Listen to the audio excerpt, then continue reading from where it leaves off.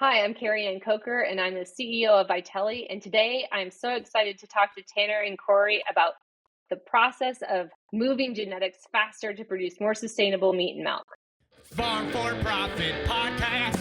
Take a listen, have a blast. Farm for Profit Podcast. Learn about farming while having a laugh. Farm for Profit Podcast. Hey, listeners, welcome back to the Farm for Profit Podcast. You got Tanner and Corey sitting here. I've taken over the name part of the introductions. Because I messed up last time? You messed up? One time. One time. That's all it takes. Don't make mistakes. I almost said I was Tanner, and you just rip it away. Why would you want to be me? 500 episodes, over 500 episodes, you finally Yeah. just decided to take it away from me. I will. Just got to keep some things in your control, which kind of relates to the topic we're going to talk about today. If you can control more things in the reproductive process, then maybe you get better outcomes or more desirable outcomes. Well, it sounds right. And now we're going to be talking cattle, right? I believe so. This is going to be kind of neat for us. It's one where we're going to miss Dave, but he always says that his wife is the cattle behind the hat or under the hat. Or Right. in So the we should hat. have Ann on. We should have had Ann on. We could put out a bat signal. Maybe she'll make it here before the end of the show. But listeners, this is a topic that you have requested we cover a little bit deeper. And by a little bit deeper, I mean, we've never covered it before. No, we've had several just cattle related episodes, and they always do well. We love our cattle listeners. I wish I had cattle right now because it's been pretty good in the market. And so we're really happy to bring you something new. Yes, and this only happens because you send us suggestions to farmforprofitllc@gmail.com, or you text it to us, 515-207-9640. Had another message that came in. Got to get this one dug up. We actually have a listener of ours that is retiring. Rich said, "Hi, my name's Rich. I love your podcast. I've listened to probably most of them." I'd challenge him on that. That's a lot of podcasts. Yeah, and we just had our 500th. That's holy cow. Emailing us today because he gets to retire in July from a refinery job in Washington State. Grew up on a small dairy farm and is interested in helping Midwest farmers in his retirement. So maybe we can find Rich some fun part-time, maybe seasonal, maybe permanent roles for him to enjoy. There you go. In his I might just know a place.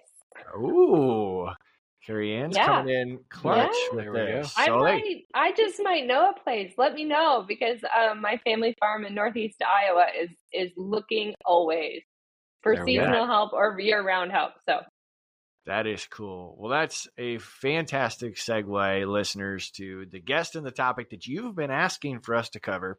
It is our pleasure to have the CEO of Vytelle here, Kerianne Coker, joining us. So welcome to the podcast. thank you so much for having me. I'm looking forward to a fun conversation. So our audience knows that we're a pretty transparent group. Mhm. And we try to ask every one of our guests, you look at name spelling and how things are pronounced. And then I asked, and what's your role with Vytelle? And she goes, CEO. It's like, ooh, that's probably something I should have had in my notes. Good job. Yeah. What difference does it make? Right? Like I think it's perfect. So, Kerianne, before we get into Vytelle and what you guys do there, let's get a little background about you and how you got to your role. So let's go back to little Kerianne. Did you grow up on a farm? Oh, yes. Grew up in a farm, Northeast Iowa, in Butler County. Diversified livestock and grain. My dad started farming when he was 16. He was a dairy farmer when he started. Went into the whole herd buyout, dairy buyout in the 80s, and continued to have livestock as part of the operation. We finished hogs. We still finish hogs, but also had stock cows and calves, fed Holstein steers. For a while, we were a calf ranch, I think, always producing grain as well. So we grew oats for Quaker. We had alfalfa that we would send out on semi-loads, but mostly we're a corn and soybean farmer. And that's the primary part of the business today. alongside some ag inputs and trucking. So very much on the grain and the grain crop side of the business today. But my brother runs the operation. My sister works there as well, alongside my parents. So it's continuing to expand and grow. And like I said, we're always looking for additional help, right? So Yep. Happy to make a plug for MBS Family Farms. That's really cool. So you went to college after you left the farm, or how did that transition look? Yeah, I did. I went to Iowa State, like most good farm kids in Iowa do, if you can. And so I majored in agriculture education with never an intention of actually going back to the classroom. Always felt strongly of going into industry and using those communication and kind of sales skills to start my career, and kicked off my career in sales for Elanco Animal Health. And that was my first role. Moved to Minneapolis to be a poultry drug dealer. Poultry drug dealer. Yeah. I've never heard it described that way before. That's I know, fair. because there's like nobody who has been this. So I just go ahead and claim that I'm one of the very few in the world. I just envision these chickens coming and say, "Hey, you got stuff?" You got- Yeah, I you got got the You got good the stuff? You Yeah, got that's the right. money? Yeah. You bet, that's right. And I'm like, oh yeah, that's right. I got it. What you need today? Yeah.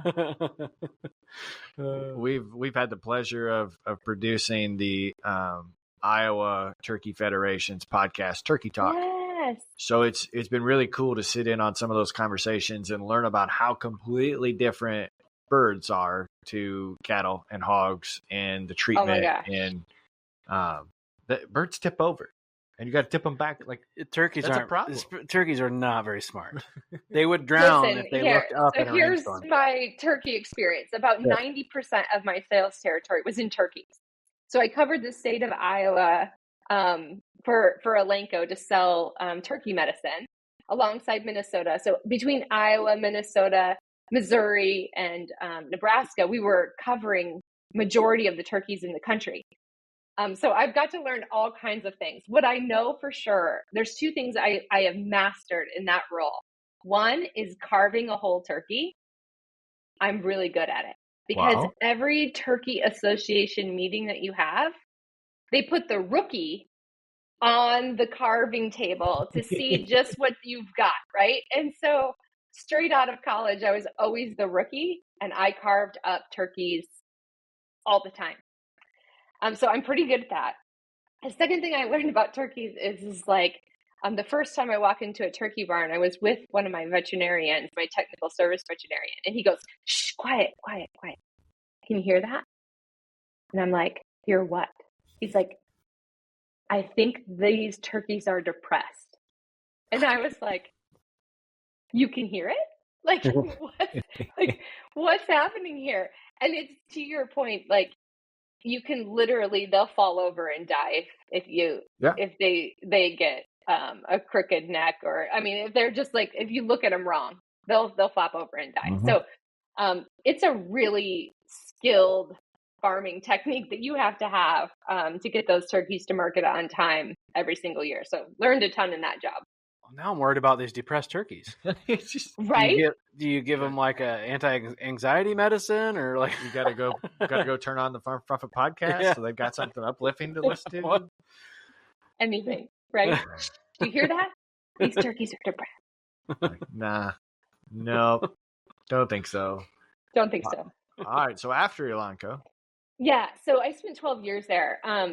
Ended up moving to Indianapolis to lead their global swine business. So spent a good 5 years traveling all over the world, wherever pigs are raised, and bringing our product line to those markets.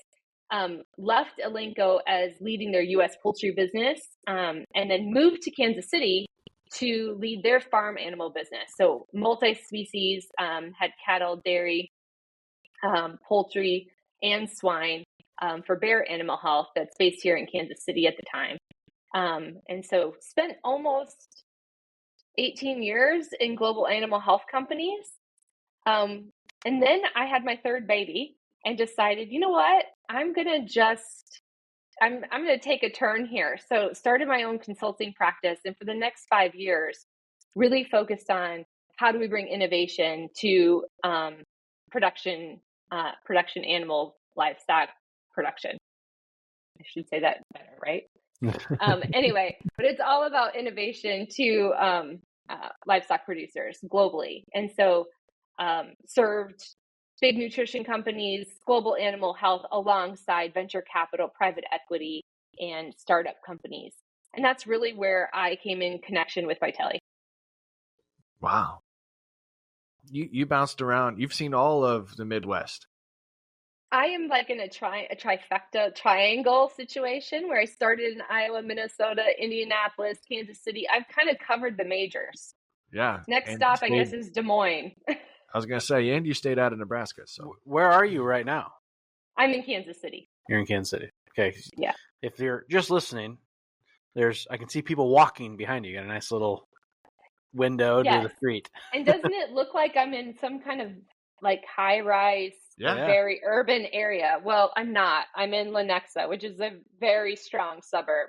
And so it's but it looks funny behind me, but it's not really that urban.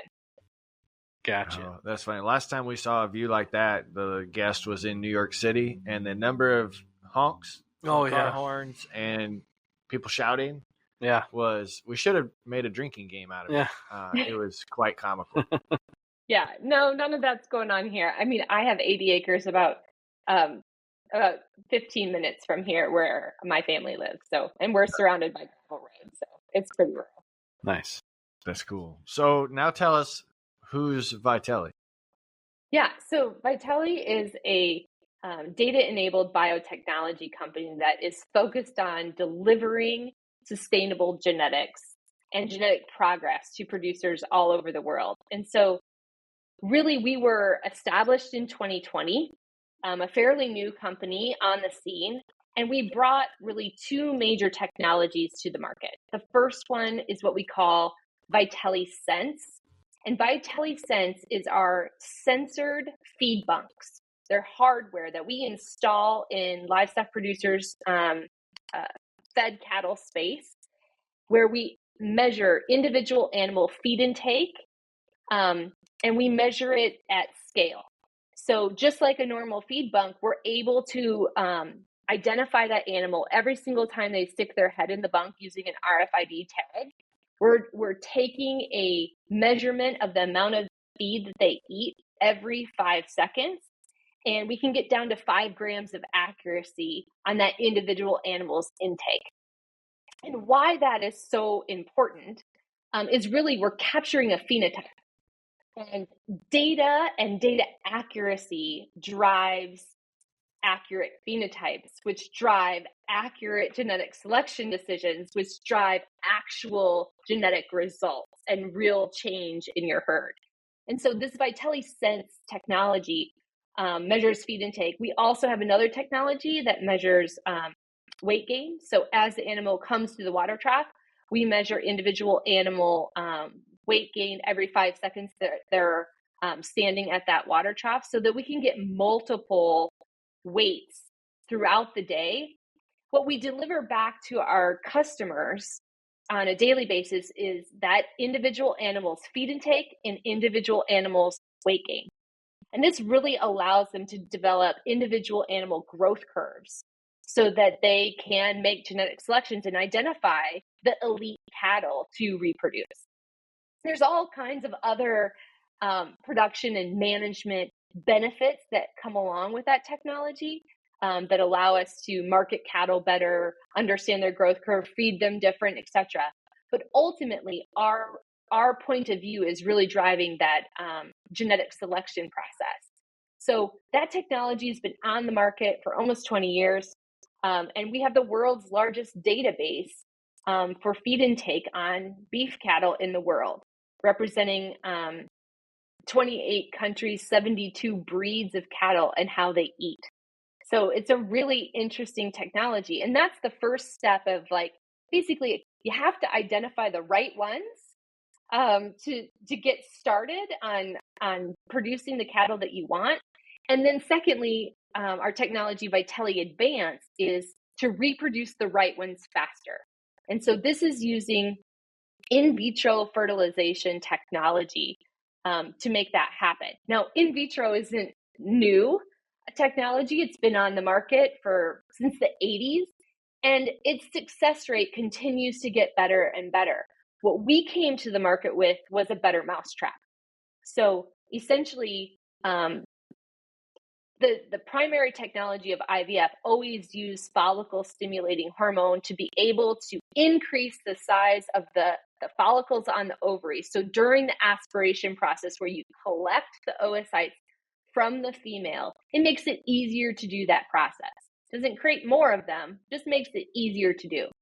And that's been a standard practice in the IVF technology world for decades. What we came to the market with is we eliminated that step.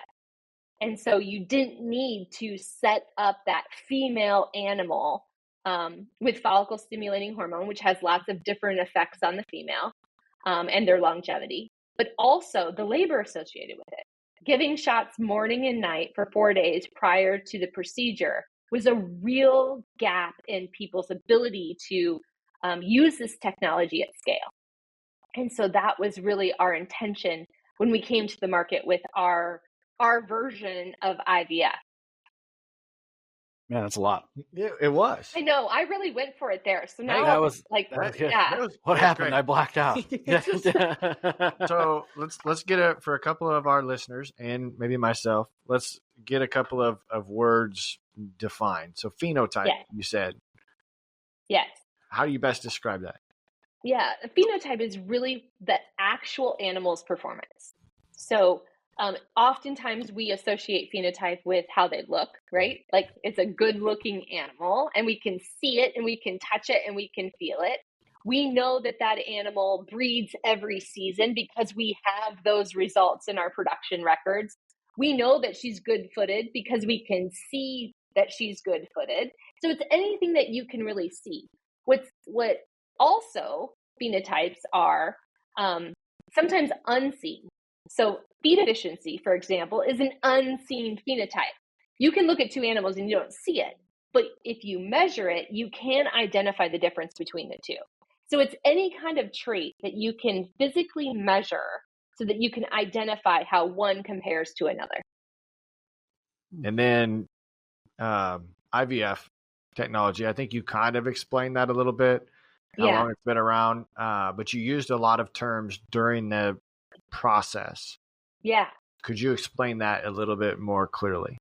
Yeah, let's break that down. So first of all, in the process, you identify a donor cow. A donor is going to be your most genetically elite. Either you've identified her phenotype and phenotypically, or you've identified her genotype, which is the actual DNA of the animal that is identifying her as elite. However you want to do it. You can look at her, she's your favorite, Betsy, like you're with me, whatever it might be, right. You identify the donor. The second step in the process, in the historical IVF process, is that you have to prep the donor using what's called follicle stimulating hormone. And what this hormone does is you inject the donor morning and night for 4 days prior to the procedure so that it will increase the size of the follicles on her ovary, the oocytes, the unfertilized eggs on her ovary, so that we can see them better when we use our ultrasound to go and aspirate them or go and collect them from the female. So the IVF process really is collecting unfertilized oocytes or eggs from the female donor. We bring them back to our lab and we keep them exactly the same. We want to keep and mimic exactly the same way that they would potentially grow in a female uterus. So we temperature control them. We produce our very own, and this is our core IP, is our culture media. So what they live in and how we feed these oocytes, and through an 8-day process. So once they get back to our lab, in 24 hours, we fertilize them with a drop of semen. And this semen can be of the customer's choice. So it could be a sexed semen. So it could be a sexed for female. It could be sexed for male. It could be conventional semen, or we can reverse sort the semen to whatever sex you want. Oh, wow. And then we're able to produce then an actual sexed embryo at the end of the process, or one that we don't know the sex, whatever you choose. The whole process here is a custom process for every client, for every single donor, for every single mating. So it allows us to really customize the male-female side of the genetic equation, where with other reproductive technologies, you're only optimizing for the male side. So when we use AI, for example, you're only optimizing for the male side. So IVF really brings the female genetics into play and allows us to move those generations that much faster using this technology. So I always use the example, my husband and I, we own 3 donors. Okay, so we are a Kansas City hobby farm, right? Like we're trying so darn hard to be in production agriculture, but we got these 3 donors, right? So what we do is we IVF those donors on a regular basis. And he just brought back 15 calves out of those 3 donors in the same season, right? Wow. So basically we're able to produce multiple progeny in a single year. I can produce thousands if you like out of that one donor female that is superior. So you can essentially have one donor and replace your entire herd with progeny from that donor if you do. So you're speeding the process up. You're not necessarily eventually you would have got to that point by selecting the right things. It would have taken years. 10 years. Yeah. 10 years on average. And that's if you're highly selective through natural breeding. Right. And so I mean, I come from the seed side of things, and so plants, but it's very similar, right? Like we're all trying to shorten the season. They do all these crosses in the labs, and they put 200,000 crosses into a computer. They take the computer, goes and sorts with these are your top 15 that you want to look at. Then you start growing them in a greenhouse, and then you go to South America to get multiple seasons. It's all the same process. Exactly the same. We put it all in the computer. We find the best matings. We don't get to take them to South America and grow them, but well, you don't have to, right? Because you don't have growing seasons. So your South America is you're just getting to grow multiple progeny in 1 year from one cow. Exactly. So where you get 1 shot 1 year, I can have 10 shots, 100 shots to get a really great progeny from that female to kind of fast forward that generation along. So it's a really cool technology to multiply the best genetics that you have. Now, I know the way that we got connected to you, and a lot of that is through show cattle.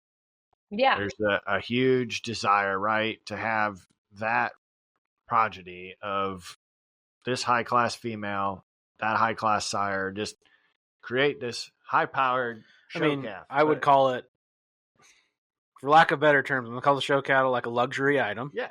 Right. But high value, high dollars makes sense that someone could afford to do this. Right. Right. But I'm already seeing applicableness in commercial agriculture of why this matters.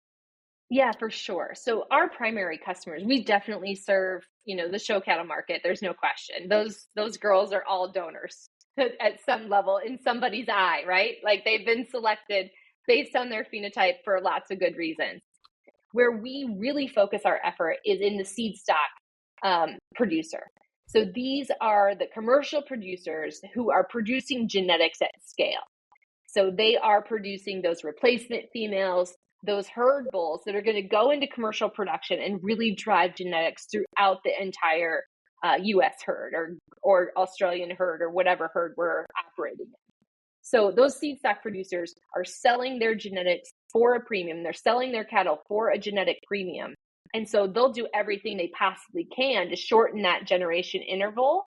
And they're making selection intensity decisions based on phenotype and genotype. So these guys are really tuned in to what we offer from a Vytelle Sense and Vytelle Advanced perspective. Yeah, and gosh, who's the one that had some of their cattle in Torque and Sawyer's meat boxes?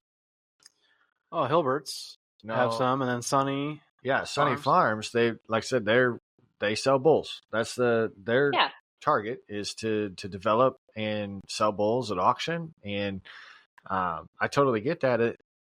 I think I've been hearing about some of this being used on the dairy side. Yes. So the technology was adopted first in dairy. And if you think about livestock production and genetic progress in the different industries, poultry and swine are like decades ahead of their ability to make genetic selection decisions just because of the generation interval, right? They're producing a lot more faster. In cattle, it just takes a lot more time. However, dairy, because we touch those females every single solitary day, and we're capturing the phenotypes, right, of milk production every single day on every single individual animal, you instantly get to make faster genetic progress. And so a lot of dairy farmers, some of the most progressive, will take a DNA sample of a female dairy cow on the day of birth and decide if she's a donor or not, right? Wow. And before she is able to carry a calf herself, she might have progeny on the ground, right? So you can really change the game by using this technology. And so the dairy industry has definitely adopted this technology first. Our offer really allows this technology to come into the beef industry at kind of a different accessibility level because we don't handle beef cattle every single day. Mm-hmm. So by eliminating that hormone shot and not having to handle the female, all you got to do is put her on a trailer, haul her to one of our locations, and that's the action that's required from a beef producer. It makes the technology much more available to them. Yeah, I've also heard on the dairy side that, yeah, they do it for the milk production, but now they're able with, one, sexed semen is extremely valuable for heifer replacement, but then also being able to control the calf that comes out, and maybe it's the mother is, I had the term, she's the oven, but it's not. It's not right. her. The recipient. The recipient, yeah, and it could be an Angus calf that comes out. Absolutely. Like if you're designing like a perfect production system, which this is really a trend that is picking up quite strongly here in the United States, which we call beef on dairy. So essentially, you've got a dairy cow that always needs to be pregnant, right? That's her job, is to be pregnant. And however, we don't always value the calf that she produces if it's not the one that we want. We only want the genetically elite to come back into the herd. What do you do with the rest of those uteruses to keep them in play? And what's happening is we're actually developing genetic lines of beef cattle that are best suited for dairy cow mothers. So this allows us to use those uteruses to produce quality beef. And those calves worth a whole lot more to the dairy and a whole lot more to the feedlot. Right. With the high cattle prices that are happening right now, this is bananas, right? Because a day-old Holstein bull calf, was once worth nothing, or maybe $25 on a good day, is now worth $1,000. If that calf is an Angus day one calf born out of a dairy cow, it's worth $1,300. Right. So it's quite a way of optimizing the production systems to really be able to deliver more beef and more milk using less resources. Yeah, we had a feedlot calf the other day, and usually feedlot calves don't live. And it was a strong little sucker, and took to sale barn $650 for just a bottle calf. Isn't that the wildest? If it would have been a designer cow, though, it would have been 1,000 or 13 designer cattle. I got it wrote down. Little Louis Vuittons running around. It's funny that you say that, because when I talk about genetic selection, I always talk about you have to have like the Louis Vuitton of data. Like you can't, this is not a mess around kind of situation. You got to have the best data to produce the best cattle. Otherwise, you're really kind of wasting your time. That's so true. So give me all this stuff I get. I can see why it's valuable, but give me the use case scenario of, so you guys started in 2020, you said? Mm-hmm.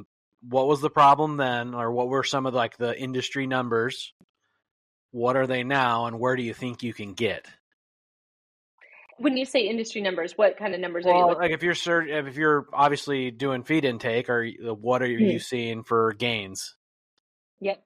Yeah. So it's been really interesting. So we've been measuring feed intake around the world for a long period of time. And we've seen about a 25% improvement on those animals that have been measured. However, we're only seeing about 1.5% of the animals in seed stock being measured. So the opportunity here is so significant. So if we think back into 2020, why did Vytelle become a company, and why do we think we exist? Is because we see the world with what we call the triple challenge. We know we have to produce more protein. I'm sure you guys have heard this story 1,000 times, right? We need to produce more protein. We have to do it in a more sustainable way, and we have to do it in a way that producers can make money. And that triple challenge, we think, is best solved with genetic progress because it's permanent and compounding. And so if we can make selection decisions or produce technology that allows us to make selection decisions like feed intake that is really resource efficient, we can drive those gains. So when we have producers that use our technology, they can quickly make 20% improvement in feed efficiency in a short period of time if they're using the data for genetic selections.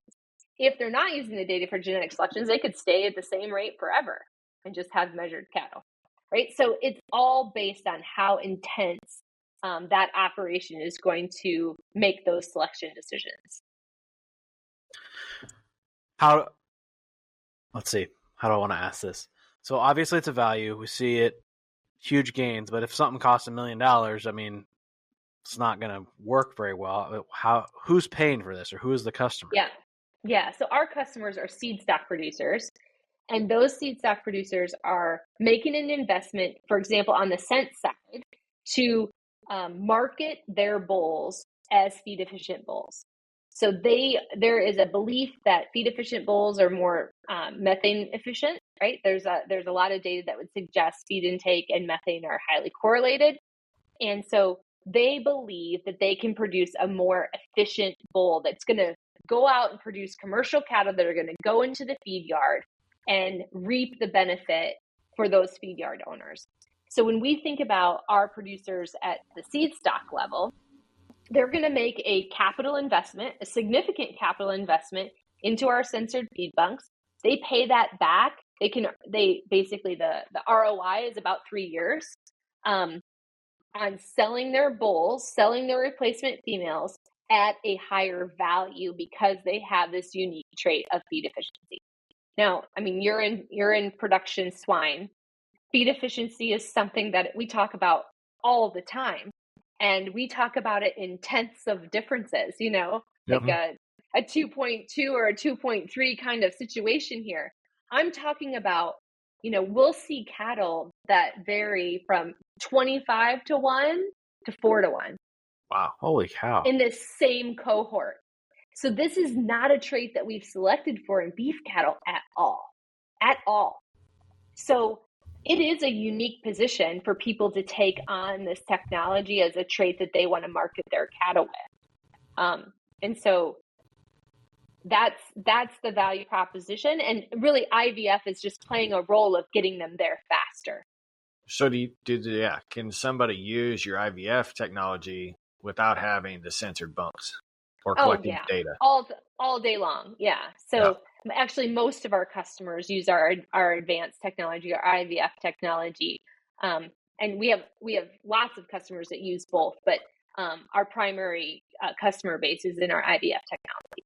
Because I'm just sitting here looking at the feed yard, and one, you'd have to be a very meticulous operator, I assume, to keep a weighted bunk or a bunk with a scale on it in good operating condition. Does it have a scale on it? She didn't say that. She said they're censored.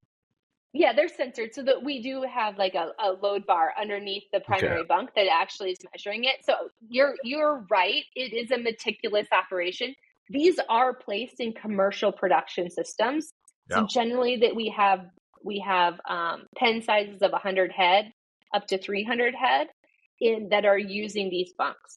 Yeah. So it is a meticulous situation. You have to want this information badly, because you've got to manage every raccoon that thinks that they need to chew on a cable, etc.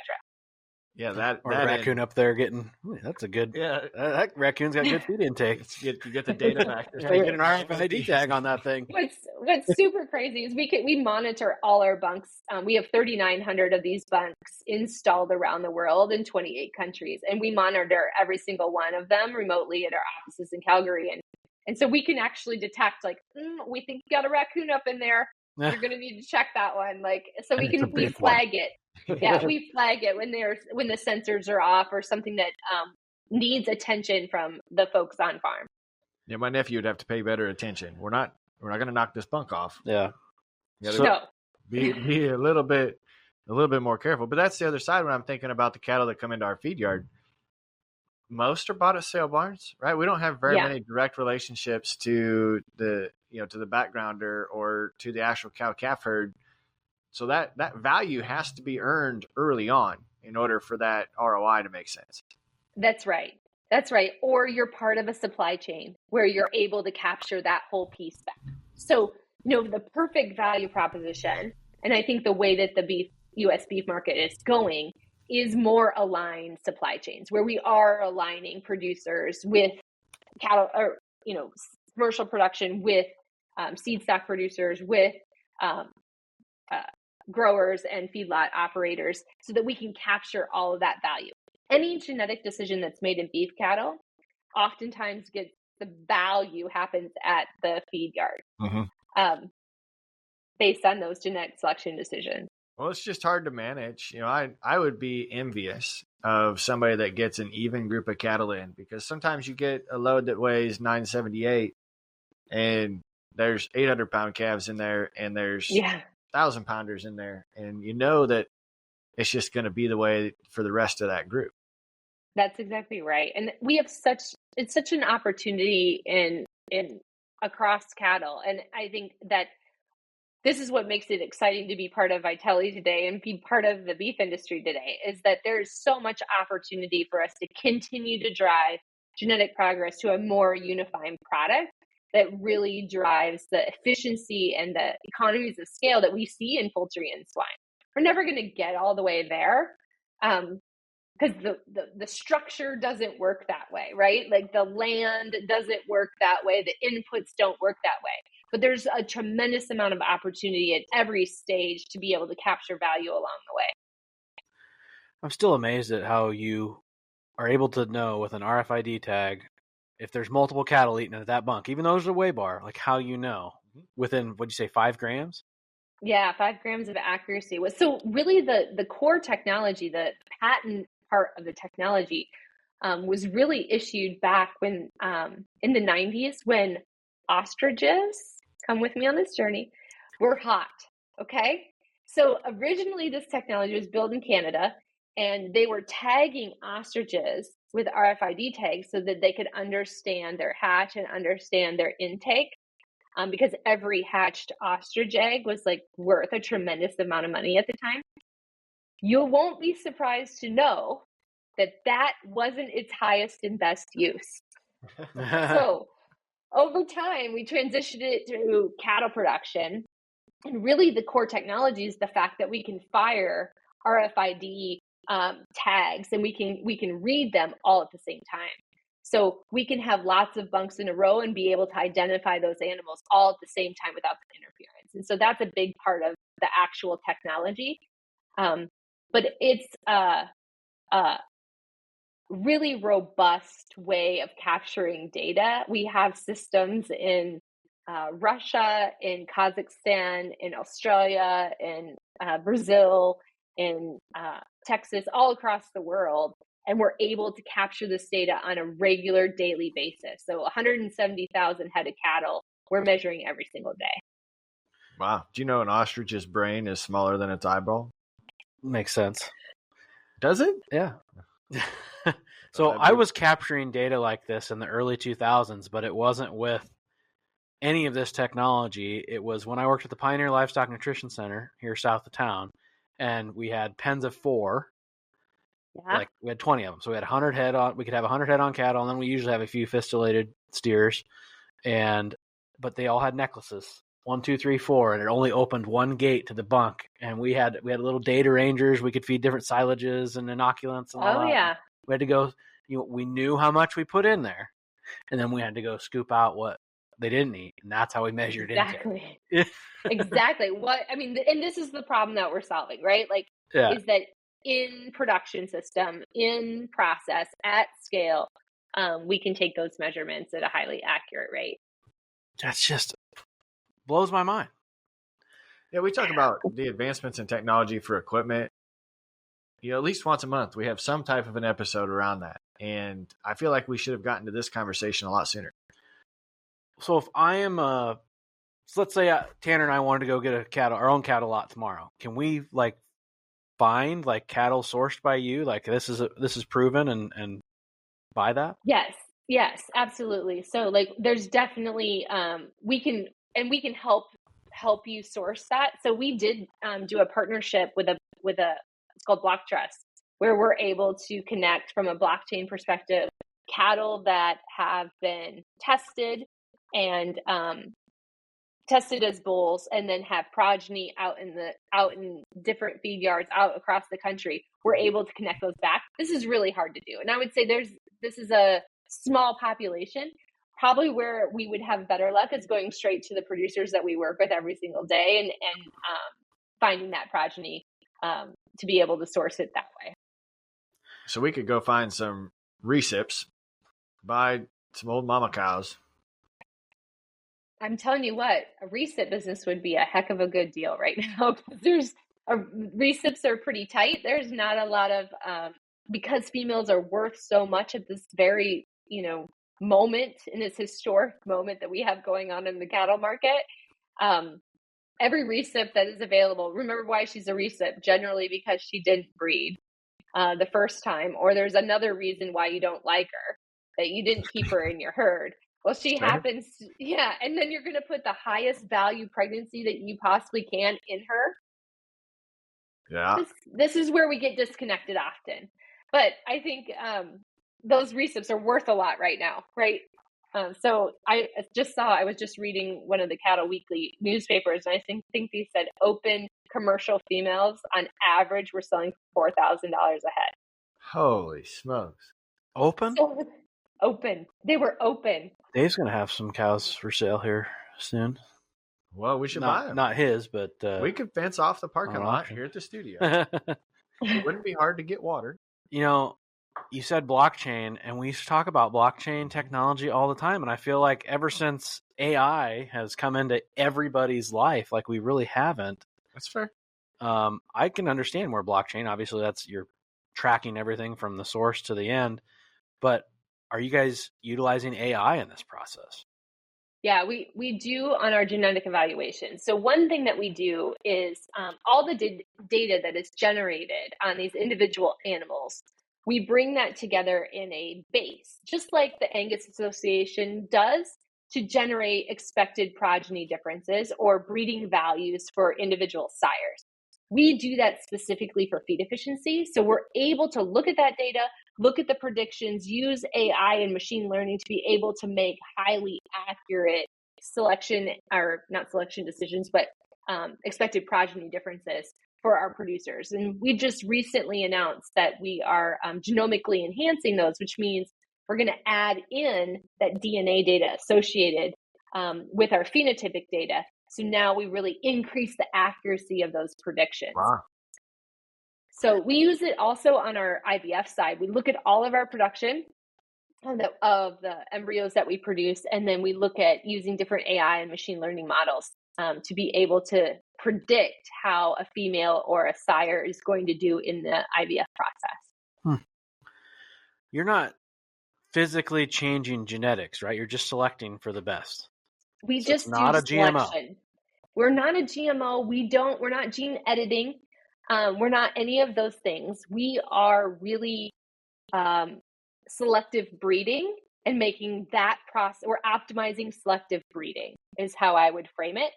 Now, our technology works quite well with those other technologies like gene editing, right? Because if we identify the gene, we would want to reproduce those animals as fast as we possibly can. And oftentimes that manipulation can happen in vitro, in that embryonic stage. So that's a time where those two technologies can merge. Today, we don't do any of that. We work with other partners that would carry that business forward. And that's where you could technically clone an animal. Yeah. So, our biggest competitor there, they do a lot of cloning. So that's certainly an opportunity. We don't offer those services, but they do. Do you ever get pushback from Sierra Club and things of that nature for playing God in a sense with this stuff? We haven't really got any feedback from the activist kind of organization. I will say from my investor community, it's one of the number one questions that I get is how are you getting this done? What role are you playing? And I think that's just I note that because it's just important for us to be aware as agriculturalists, like technology really does matter in agriculture. And so the way that we communicate how we get our work done is extremely important. Yeah. And I would argue anyone that does complain, go back and listen to the rest, everything before that comment and know why it's crucial. Because I can see it right now. I mean, cattle numbers are down, right? Like they're not getting restocked. Like we have to do more with less. And I'm a pork producer saying it. It's the best protein out there. It's really, really good. Everyone wants it. That's why it's so much more expensive than pork. So what's the future for Vytelle?